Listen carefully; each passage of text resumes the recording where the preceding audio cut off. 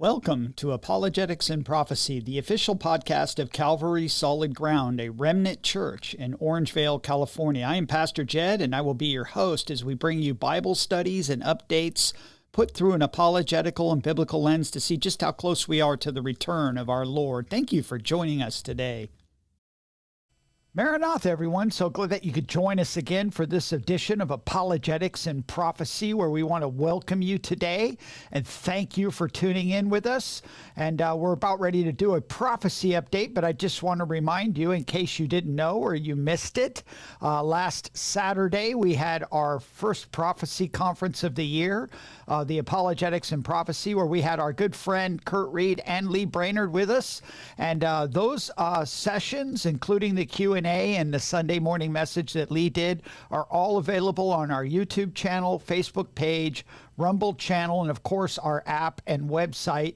You can find out more information at our website at calvarysolidground.com. But please like, share, subscribe, send those things out. And it was a real blessing, especially Kurt Reed. He did some pretty extensive teaching on the truth about the giants and, of course, truth about the ark and the city of Sodom. And so pretty good stuff and some great exhortation abounded that whole Saturday. And so we're very thankful that they could join us. So let's just continue to pray for them, especially for Lee as he travels. But make use of those resources that we have available for you. But today, our prophecy update theme, of course, is the beginning of sorrows. There's been a lot of talk from evangelicalism, and especially from people that are more into the NARS world, thinking that President Trump is a reprieve or a slowdown or as we would say, a step back from the contractions of the tribulation period that we've seen. And we're going to ask ourselves, is that true? And what are we referring to for some of you that might not know? But when Jesus began the Sermon of the Olivet Discourse in Matthew 24, he said, verses 4 through 8 said, "And Jesus answered and said to them, Take heed that no one deceives you, for many will come in my name, saying, I am the Christ, and will deceive many. And you will hear of wars and rumors of wars. See that you are not troubled, for all these things must come to pass, but the end is not yet. For nation will rise against nation, and kingdom against kingdom, and there will be famines, pestilences, and earthquakes in various places. All these are the beginning of sorrows." And so this is what I refer to in my teaching when I teach through this, the signs for all the times. This is not referring to the tribulation period. This is the run up to the tribulation period, as Jesus is telling them, that one of the false teachings that entered the church, especially in Thessalonica early on, that caused Paul to write 2 Thessalonians, is that people were going around telling them, because of all the things that were going on, that they were in the tribulation period. And so Jesus is saying, hey, no, you're going to see these things happen, but let no one deceive you, because they're only the beginning of sorrows. But the interesting thing is that word used for sorrows, it actually is the word for birth pangs. And we know that those of us in the dispensational camp that believe in a pre-tribulational rapture, see the setup for the tribulation period, understand what those birth pangs are, because Paul tells us in 1 Thessalonians chapter 5, verse 3, it says, when they say, the unbelieving world, peace and safety, then sudden destruction comes upon them, what? As labor pains upon a pregnant woman, and they shall not escape. And what are labor pains? They're contractions that as they get closer and closer together, guess what? The baby's going to come. The baby, in this case, in this idea, this idiom, is the tribulation period, or as in Paul as referring it to as the day of the Lord. And these are things that we learned about at the conference, timelines and stuff like that, And so we understand these things because we take the Bible in its historical, literal, and grammatical context. And so we believe in a pre-tribulational rapture, but we see these things, the signs for all the times, getting closer to that period by the contractions that are getting closer and closer together. So do we see a lot of birth pangs? Do we we see wars and rumors of wars? Do we see earthquakes? Do we see? I think we do. And the thing about wars and rumors of wars, they've really notched it up to a higher level lately, especially with Iran and everything happening in the Middle East. And so, of course, we saw this story. Next round of Iran-U.S. nuclear talks postponed. And this is one of those act like you're surprised stories, because what Iran is doing is dragging their feet. That's what they do. Their idea of diplomacy is push it for as long as it can so we can acquire a nuclear weapon. And of course, it says a fourth round of Iran-U.S. talks over Tehran's nuclear program has been postponed. Iran says the two countries, along with facilitators Oman, have jointly decided to postpone Saturday's meeting in Rome for logistical and technical reasons. The U.S. said the timing of the talks has not been confirmed in the first place. It came as U.S. President Donald Trump threatened actions against those buying Iranian oil or petrochemicals on Thursday after Washington introduced fresh sanctions this week on companies it said had links to Tehran. Trump pulled the U.S. out of the previous nuclear agreement between Iran and 5 other world powers in 2018 and has long said he would make a better deal. It was actually before 2018. I think it was 2017 when he first came into office. But anyway, we know that these are just pushing off the inevitable, and it's exactly that. Are we going to strike Iran? It's a rumor. We don't know. And it's very interesting. And then, of course, we understand that we're right now struggling with this. We've been bombing the Houthis.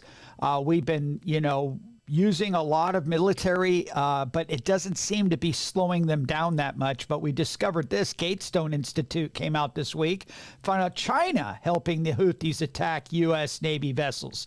The more that we're seeing more and more rumors of war to the point where they're just constant every day. China's regime, despite repeated warnings from Washington, is helping the Yemen-based militia try to kill American sailors. Providing satellite data that is being used to identify U.S. and other ships in the Red Sea for missile strikes appears to be part of a deal between Beijing and the Houthis that would end attacks on Chinese shipping. Now, this, of course, is very interesting because, Houthis are tied to the Iranians. This is all part of this whole thing. And China is, dependent upon Iranian oil and Russian oil. So this is part of their whole, the way they work. President Donald Trump should evoke the Trading with the Enemy Act of 1917 and end trade and investments with China. China's regime, by its action and its words, is America's enemy. We have to stop China before they sink an American ship. This retired Air Force Brigadier General said to Gatestone in April of 2025. So we see these things going on. And then, of course, what do we see happening in India and in Pakistan? We see this right here. India and Pakistan trade gunfire and build up militias after Kashmir terror attack. So we're seeing, this every news story of every hour is that they're getting ready to start this war. And it's, again, a rumor of war. It's almost like Jesus knew the future. When he told us what it would be like in the last days before the day of the Lord. And it says that India and Pakistan trade gunfire and build up militaries after Kashmir terror attack. Tensions between historic nuclear-armed enemies, India and Pakistan, are soaring. With Western officials closely watching amid fears, they are barreling towards a new war along the border. The United Nations is desperately urging maximum restraint. Indian officials have confirmed Friday that Indian and Pakistani soldiers briefly exchanged fire along their highly militarized frontier in the disputed Himalayan region of Kashmir, according to the Associated Press. Small arms were used by both sides in a gunfight. No casualties have yet been reported. A briefing and an Indian official reported it is the such live fire incident since 2021.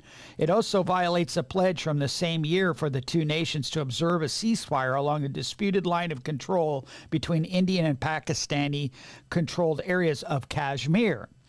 Widely circulating videos suggest that India has been rushing troops and military equipment to the border in readiness for potential escalation of any scenario. And of course, we know that that Iran, of course, I didn't have that story, the big explosion in their port, which of course nobody is taking responsibility for that, but it doesn't take a rocket science to figure it out. So, but anyway, we just see these continued skirmishes, and we understand and know when we read, the difference between Matthew 24, 4 through 8, and Revelation 6, 1 through 4 is drastically different.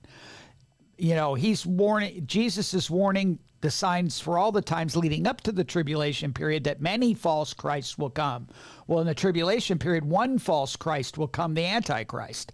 It says there'll be rumors of wars and skirmishes. We know that in the book of Revelation, in the second seal, war will break out. There won't be a rumor. It will happen. So you can see the differences there. So we continue to see this march up to the tribulation period, to the day of the Lord, by all this rhetoric and rumors of war. And what do we see? Just, yesterday we had our Secretary of Defense make this post that says, "Message to Iran. We see your lethal support to the Houthis. We know exactly what you are doing. You know very well that the U.S. military is capable of, and you were warned. You will pay the consequence at the time and place of our choosing." So it doesn't look like peace and safety to me. I think sudden destruction is coming.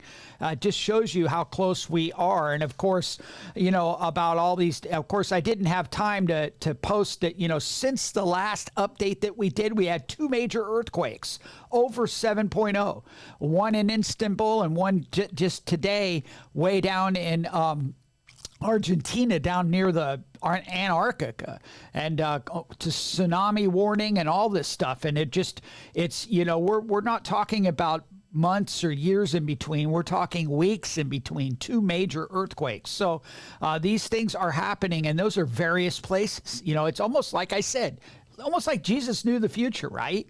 And so we also had this on Israel's anniversary just this last week. There was this: Israel declares national emergency as wildfires force evacuation. We see these things increase. Pestilence, natural disasters, earthquakes, all of these things. This is what this idiom of all these things is talking about: worldwide things like this becoming unprecedented. The worst in history. That's what we've been hearing for the last 3-4 years. Ever since the pandemic, it hasn't slowed down. Every hurricane is the worst in history. Every summer is the hottest in history. Every big storm is the worst in history. It's unprecedented, and that's what we hear, right? That's the same language, and it's almost putting what Jesus said into our modern vernacular is exactly what we're seeing. And it says Israel declares national emergency as wildfires force evacuations. Witnesses tell of walls of flame surging across woodland while high winds disrupt Independence Day events. Wildfires continue to threaten swaths of forest and fields in Israel on Thursday, though firefighters successfully reopened the main road linking the country's two principal cities.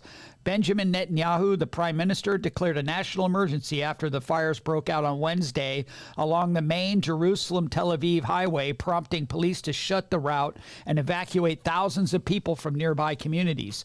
Hundreds were forced from their homes about 19 miles west of Jerusalem, and Israel's most watched television network, Channel 12, had to break off from broadcasting via its studio about 10 miles from the city during a news bulletin. High winds that have fanned the flames led to the cancellation of many events celebrating Israel's foundation in 1948. A pre-recorded rehearsal of a torch lighting ceremony was screened instead of the planned event. The Times of Israel newspaper described a surreal, fraught evening in which Israel is starting to mark its 77th Independence Day while firefighters battle some of the worst wildfires in history. Unprecedented. And so, but interesting is that Israel using AI, which is really interesting. And they put out this video marking their 77th anniversary. And I want you to pay attention to it at the end, because it's showing us something that fits the biblical narrative. And so let's watch this real quick.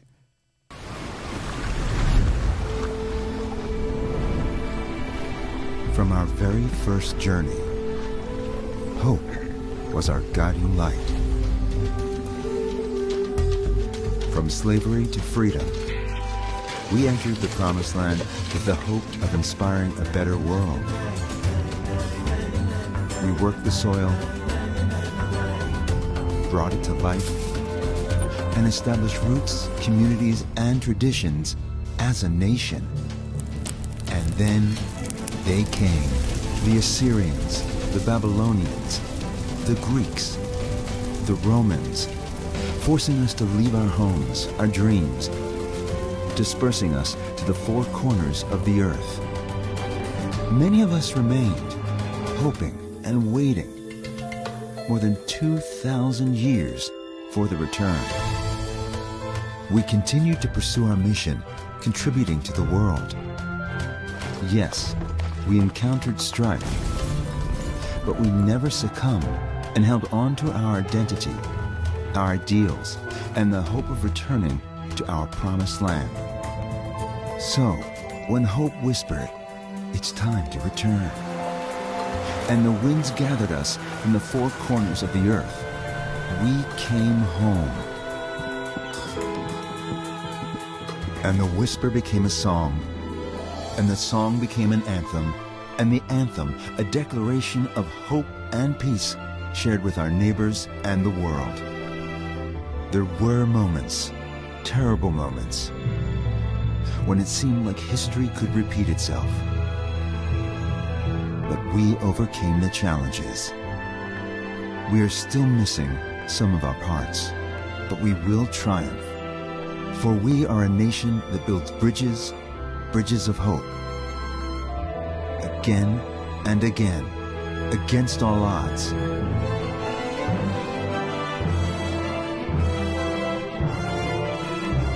We are the people of Israel, a people of hope.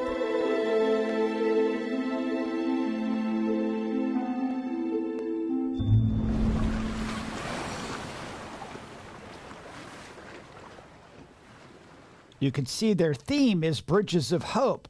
But did you notice when they used that term bridges and bridges of hope, the pictures that they were showing in AI was them shaking hands and making peace deals.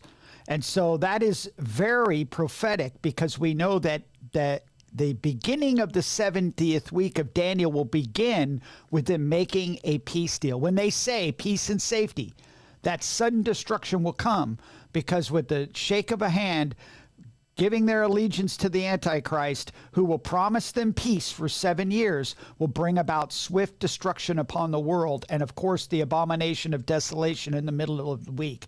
So it's very interesting. We have to understand that Israel is there.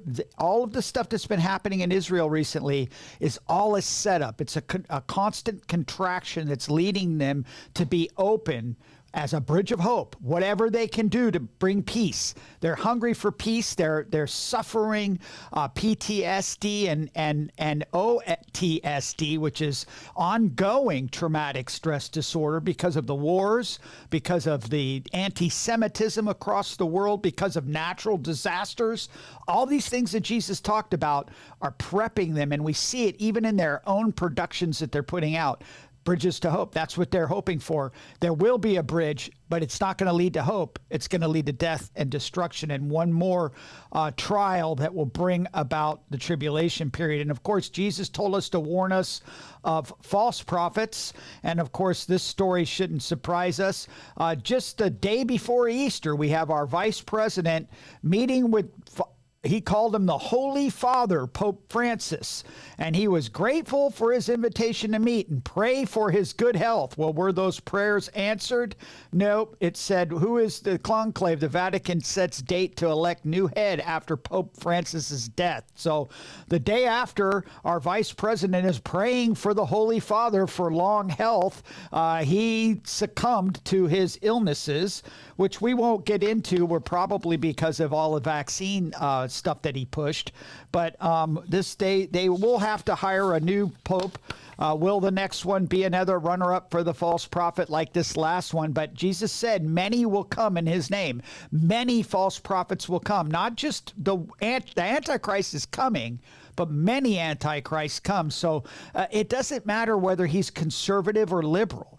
The whole system is shot. You have to understand it's a works-based system. These people are not saved because they're placing their faith and trust in the Pope and their works and for salvation. And so the whole system needs to be replaced. And that's what the whole Reformation was about. And unfortunately, it's still people. But this article goes on to say, with the death and funeral of Pope Francis comes the start of a sacred process of determining a successor that dates back many centuries. The papal conclave is private election held behind closed doors of Vatican City's Sistine Chapel, where 135 cardinals vote on who will serve as the next head of the Catholic Church. There you go. You know, the church is not a democracy. You know, Paul never went into a town and said, hey, can you guys vote for the next elder? No, he's the one who placed the elders in the church. The church was never meant to be a democracy. You didn't vote for the next pastor. Churches that vote for pastors, what happens when the pastor says something you don't like? You just vote him out. And you get a yes man in there. That's the whole point. And so it shows you that, again, we have cardinals voting for this pope, and it's not even biblical. And the Vatican has revealed the date for when the Roman Catholic cardinals from across the globe will meet in Rome and begin its election process that has previously lasted from around 25 hours. And so it's supposed to be sometime in May, I guess. They're going this month. They're going to do it. So, but, you know, and there's also this guy that's being shown all over the internet. All the prophecy teachers are you know, sharing videos and links to this guy that says he's the Mahdi and the new pope. And, you know, I won't even give the guy a name or a time of day, because the more that you click on these guys' sites, the more recognition he's getting. And we're not going to do that here because he has a small following. Just because he's the guy, because of what he says, he's getting the interest of people in the prophecy world. You have to understand there are lots of these guys out there. There's guys down in South America and Colombia and places like that that say, in Mexico, that say they're Jesus, and they have 1 million followers, and we don't talk about them either, you know, but there's plenty of them around. And, you know, people talk about him being charismatic and the most charismatic guy that has ever been around. And I have to say, you know, I can remember the days of the Rajneesh. I don't know if you remember the Rajneesh, the orange people. I grew up in San Francisco, and they were everywhere. And this guy was, you know, he was a huckster from all the way. But, man, he got a lot. People worshiped this guy, gave him all their money, put on orange and wore his little face around their neck, and they were sold out for him. And now I think he's still doing time in federal prison. But, you know, it's pretty funny. But anyway, Pope Francis has now met his maker, and it's very unfortunate. If he was trusting in his works and believing in the Jesus that he was promoting, that was the same God that everybody worshipped, he is not having a pleasant time right now. So, but, you know, we're not going to pray for the next pope. You know, the only thing you can do is pray for Catholic people to come to know the real Jesus. You need to pray against this evil system, its satanic system that's been set up to deceive people and lead them away from the true gospel. And that's a truth. That's a fact that we need to understand and know. That the Pope is nobody. The Pope is not the vicar of Christ. He is not called by God to lead people. And so we need to be very careful that we don't say stupid stuff like Franklin Graham, like, let's pray for the next Pope. No, let's pray against the whole system and share the gospel with these people because they're lost. And we need to remember that. And then, of course, we have this. IDF strikes near Damascus presidential palace, Syria, in a dangerous escalation. Now, just yesterday, there were protests all over Israel by the Druze community. They were getting violent, burning stuff down in Tel Aviv and in Jerusalem, and demanding that Israel protect because the Druze in Syria are having skirmishes against this new Al-Qaeda government of Syria. And so, but what's interesting is where they're bombing. And it says Netanyahu and Katz stated that the strike was a clear message that Israel would not allow any danger to the Druze community. The IDF conducted an airstrike in Damascus adjacent to the area of the palace of Ahmad Hussein al-Sarara in Damascus. Without specifying the target, the military confirmed early Friday morning. Prime Minister Benjamin Netanyahu and Defense Minister Israel Katz stated yesterday that would not allow any harm to happen to the Druze community, their offices announced in a joint statement. This is Damascus. Damascus, the Bible talks about Damascus being blown to pieces and ceased to being a city. So we keep your eye on it. But this whole thing happening in Syria, again, is another rumor of war that could blow up at any minute. And then, of course, the constant fight in Gaza with Hamas. And you got to love our new ambassador to Israel. He tells it like it is, like he does in this video. Does go in, they steal it, exploit it, and make their people starve while they themselves live large. This is the tragedy of what's happened in Gaza. I don't blame Israel for that. I blame Hamas. They're the ones who overrun those borders on October the 7th and slaughtered and massacred and mutilated people. And they're the ones who continue to make it miserable, not just for the hostages. They make it miserable for their own population and steal the food from the mouths of the babies of Gaza themselves. I don't understand how people can be that vicious and cruel. But that's what everyone is having to deal with when it relates to Hamas. So there you go. That's the truth. Finally, somebody that's in our office that's actually telling the truth about why Israel is not bringing food into Gaza. And it's just more lies. And remember, Jesus said, do not be deceived. Deception would mark one of the contractions that lead, the beginning of sorrows that lead to the tribulation period. And then we also have lots of global chaos. And in Luke's gospel, he talks about people in fear of the things coming upon the whole earth. And we see that starting to build up in a contraction too with this one. And of course, this is all part of the deception and the lie. We had a huge I think it was a cyber attack, blackout in Spain and Portugal this week.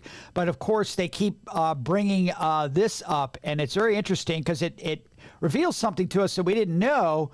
But now they're using it as an excuse for the blackout, which is, did a hole in the Earth's rapidly weakening magnetic field cause the electrical blackout in Spain and Portugal? And of course, this just came out yesterday. It says, without the Earth's magnetic field, our way of life could not exist. In fact, without it, life on our planet could not exist at all. The magnetosphere is essentially a shield that protects us from the charged particles from the sun that are constantly bombarding us. Unfortunately, that protective shield is steadily getting weaker. In fact, scientists tell us that every 10 years it's getting about 5% weaker. Needless to say, that has enormous implications for our future. In addition, the Earth's magnetic field is becoming more unstable, and there are many that are speculating that an episode of instability may have caused the electrical blackout that we just witnessed in Spain and Portugal. Officials openly admit they still don't know what exactly caused the blackout. We don't know. We have a pretty good clue, okay? But we are being told that it may have been caused by a phenomenon known as induced atmospheric vibration. Yeah. Well, they just come up with stuff, right? You ever watch if you ever listen, it was really noticeable in the Next Generation of Star Trek, where they would make up all these scientific terms that are just phony, like plasma discharged, photon torpedo stuff, and they're just making up names, and that's what's happening here. They're just making stuff up that we don't think that it was actually a cyber attack, right? The outage. It says preliminary reports out of Europe about the massive blackout that left millions powerless say the cause may have been something called induced atmospheric vibration, a rare phenomenon that we can't test, where weather changes affect power lines. We've never seen it happen before. All of a sudden, right? The outage was centered in Spain on Monday, where the lack of power caused widespread chaos. Renfe, Spain's national railroad company, said on social media the entire national grid was cut off at 12:30 local time. It brought parts of Spain and Portugal to a standstill, grounding planes, halting public transport, and forcing some hospitals to suspend routine operation. But don't worry, nothing to see here. Just, we went through a whole year of this last year. Barges turning and hitting bridges, and, cell phone towers going out and grids being affected. And we found later in the year, oh yeah, it was China.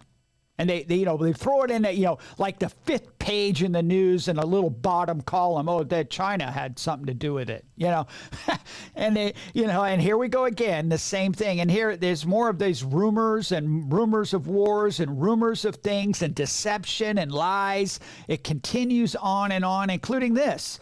Dimming the sun, Air Force whistleblower breaks down chemtrail military cover-up. It's starting to come out that what was considered a conspiracy theory has been true all along. My wife and I were working out in our yard about a month ago. Beautiful, sunny, clear day. Not a cloud in the sky. Then all of a sudden, planes started going over, and all these crisscross trails. And the trails started to grow. They didn't fade away. They grew and became a cloud layer, and it started raining.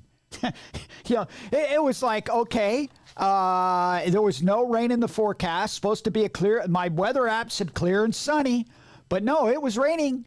And this cloud, and so, the idea that it's a big conspiracy theory, we witnessed it right before our eyes. But dimming the sun, Air Force whistleblower breaks down chemtrail military cover-up. If you say the word chemtrails to any government-trusting American citizen, you'll be painted as a nutty right-wing conspiracy theorist.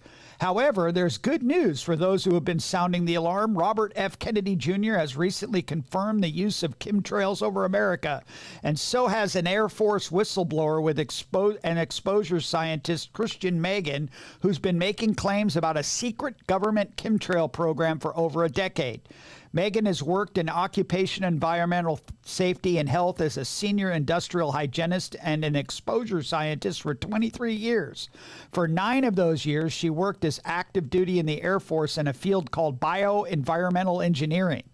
So for people to understand, it's like the DOD equivalent of OSHA, EPA, DOT, Megan tells Sarah Gonzalez. So she goes on to explain all these things and whistleblow them. And of course, we know that the Lee Zeldin just came out against a company that, they have these companies that you can buy stock in and invest in that are openly spraying chemicals in the air to block the sun.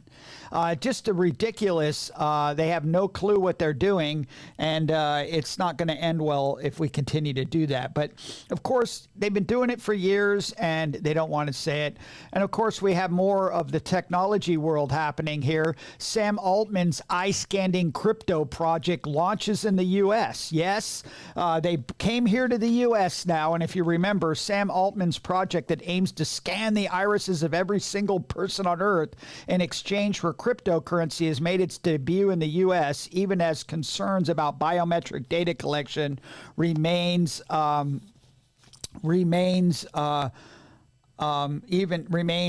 remains. It's just this whole thing that even though Trump became president, this march towards these things have not slowed down. Don't think for a moment that all these things aren't coming. And we know there's great deception happening right now. Here's a good view of it. Just yesterday in the morning, news pops out like this: Trump ousts White House National Security Advisor Waltz and replaces him with Rubio. And so we have this summary. It says Waltz is the first big shakeup of Trump's inner circle. And so they're saying that they're saying all these things about Waltz leaving the White House, and that he was fired, and that it was because of all these problems in the Signal chat app. And to come to find out, it had nothing to do with that. It's almost as if Trump set the media up to show that they lie and deceive, because he made a post right out after that. I am pleased to announce that I'll be nominating Mike Waltz to be the next United States ambassador to the United Nations. In order to be an ambassador for the United Nations, he can't sit in another administration post. So he had to step down because he wanted to put him in a different position. And that's all it was. And even Mike Waltz came out and said, I'm deeply honored to continue my service to President Trump and our great nation. So it doesn't sound like he was fired to me. He's just being transferred to another post. And so, they continue this deception. And then, of course, what about, we need to be reminded of something that we've been told about that is still continuing to this day. And I'm going to show you an old video and then a newer video to show you that this stuff hasn't stopped. And let's just be reminded. What we have seen so far, it's corporations and governments collecting data about where we go, who we meet, what movies we watch. The next phase is the surveillance going under our skin. We now see mass surveillance systems established even in democratic countries, which previously rejected them. And we also see a change in the nature of surveillance. Previously, surveillance was mainly above the skin. Now it's going under the skin. Governments want to know not just where we go or who we meet. Above all, they want to know what is happening under our skin. What's our body temperature? What's our blood pressure? What is our medical condition? Now humans are developing even bigger powers than ever before. We are really acquiring divine powers of creation and destruction. We are really upgrading humans into gods. We are acquiring, for instance, the power to re-engineer life. Humans are now hackable animals. The whole idea that humans have, they have this soul or spirit and they have free will and nobody knows what's happening inside me. So whatever I choose, whether in the election or whether in the supermarket, this is my free will, that's over. I mean, all this story about Jesus rising from the dead and being the Son of God, this is fake news. Do you think that was going to stop? Do you think that those sorrows are not going to come back again? Do you think that contraction isn't going to continue? I mean, this next video I'm going to play for you is an ad for a company that does contracting with the U.S. military. And take a look at this guy. There isn't just Elon Musk. There isn't just Bezos. There isn't just the guy from Facebook, not Zuckerberg. There's a lot of these guys that are out here, and they are insane, crazy people that are utilizing the technology of the world to bring about a utopian dystopian world. So just watch this next video. It's 2025. We're all kind of used to government surveillance. The idea that we're all being watched all the time and don't own our own personal data has become normalized. We're also used to the military spending vast amounts of our money on just a few giant defense contractors. But one tech company wants to change both of those things and become the ultimate military contractor and the ultimate arbiter of all of our data. Palantir is here to disrupt and make the institutions we partner with the very best in the world, and when it's necessary, to scare enemies and on occasion kill them. Check out Palantir shares surging 22% after the company cited a boom in demand for its AI software from the U.S. government. We're doing it. We're doing it. And I'm sure you're enjoying this as much as I am. I don't know about you, but I don't know if I want a guy with a bad haircut and a white T-shirt in charge of my data. But that's what we have. This is a real company. This is a real company that the government has contracts with. It is not made up. You look at that and you think, you think it's something off of a joke or a TV show, but these are the people that are in control of our data. And just the beginning of that video tells you that we've gotten used to, by 2025, we're just used to, no privacy at all. And that's where we live. And what about brain chips? People think that Elon Musk, you think Trump's in president, things have slowed down. I don't think so. Do you know that Elon Musk is not the only one with brain chips? What about China? China's brain chip project speeds up human trials after first success. All the countries of the world are getting ready to chip everybody's brain. I don't know, maybe right here. Or maybe, and the controller's on your right hand. I don't know. We'll have to see. But it says a tie up between a Chinese research institute and tech company said on Monday that it aims to implant its brain chip into 13 people by the end of this year in a move that could see it overtake Elon Musk's Neuralink in collecting patient data. Collecting data. Here we are again, right? They don't want it. They don't want control of just your data. They want control of your thoughts. How's the Antichrist going to know who's not worshiping him and who's not? Who's actually sincere? Start to think about these things, right? The Beijing-based Chinese Institute for Brain Research and New Cyber Neurotech has inserted Banioa #1, a semi-invasive wireless brain chip, into 3 patients in the last month and has 10 more lined up for this year. They're just lining up to get this brain chip. What about here? We have Elon Musk actually takes a surgery, but they have these new low-powered ones they could just slap right on the top of your head, like right on your forehead maybe. And they've got low-power brain chip, predicts users' intentions. And pretty scary stuff. Brain chip technology is quickly accelerating. Contractions getting closer. And it says the new design may give paralyzed people more autonomous motor control.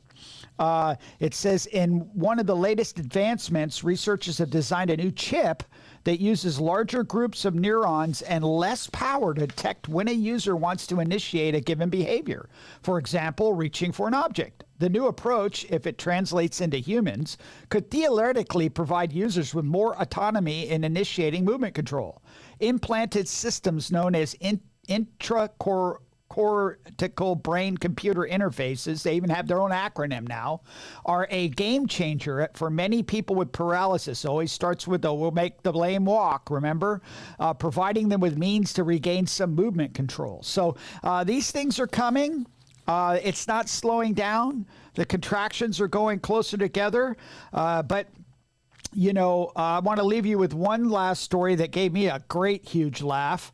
And just kind of goes to show, we just did, I've been doing a study through the sermon in chapter 6 of Luke at our church. And of course, we just a few weeks ago did, out of the abundance of the mouth, the heart speaks.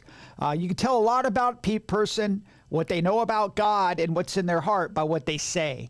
And we just had a National Day of Prayer. And of course, we went downtown and we were in front of our state capitol with a group of Christians. And we prayed in our own little corner of the park down there, not with no news media, no big fanfare, but we prayed for our country. And we prayed to the God that we know and understand. But what about our president that a lot of people are saying is a Christian? Well, a Christian has some clue about who God is and about his nature. But here's a post from the Trump War Room that I found very interesting. And it says that faith is back in the White House. President real Donald Trump. This is going to be really 4 years of celebration. So get ready. And we are going to bring God with us. We're going to bring God to those celebrations. We're not going to forget about God. Almost like you could throw God in your back pocket and take it with you. This reminds me of the old bumper sticker, God is my co-pilot. Obviously produced it from somebody who does not understand God. You don't take God anywhere with you. He is everywhere at the same time. So this is, people want to talk about how much does Donald Trump know about God? Is he a Christian? This is the kind of foolish thinking and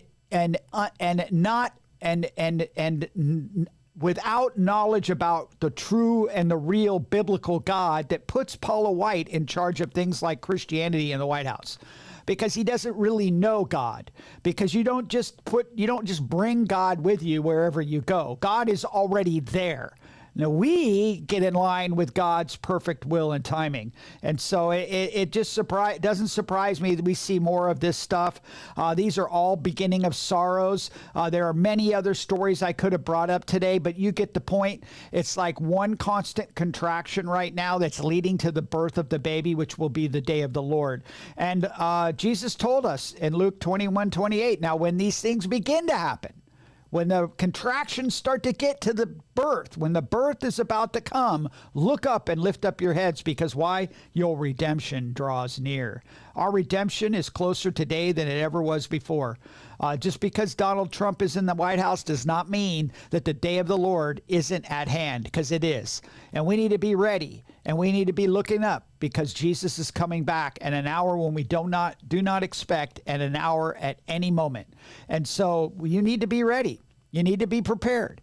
And you need to understand that if you do not have a relationship with Jesus Christ, you are in a desperate spot of being thrust into a time period that the Bible speaks a lot about, that you do not want to be part of. You think these stories are just build-ups for what's really coming. War is coming. A deception upon this globe to worship one man is coming. A world with no privacy at all, where you cannot hide from the dystopian leader is coming.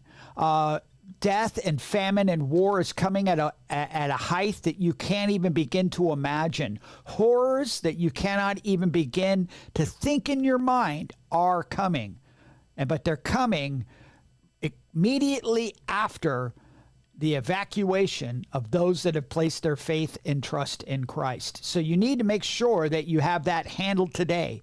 Place your faith and trust in the finished work of Jesus Christ on the cross for your sins, that he rose again from the dead, thereby showing us that God has accepted the sacrifice for our sins on our behalf. He has accepted it, and that the only way to salvation is through him, through a relationship with him, by placing your faith and trust in him. And for the rest of us, there should be an urgency in our message, an urgency in our life and living for Jesus Christ, because we want to finish well. And we understand that day is coming very soon. We understand it is the beginning of sorrows, and we need to be prepared and ready to meet our Lord in the air at any moment. And so we want to make sure that every person that we love and care about, every person that we know that doesn't know Jesus, that they have placed their faith and trust in him. Go send the message out. Get it out while you still can, and continue to look up, because your redemption draws near. So thank you for watching this edition of Apologetics and Prophecy. And as we always end, Maranatha. If you have been blessed by this podcast, please subscribe and share to help get the word out in these last days. If you'd like more information or to contact us, please go to calvarysolidground.com. God bless you, and see you next time on Apologetics and Prophecy.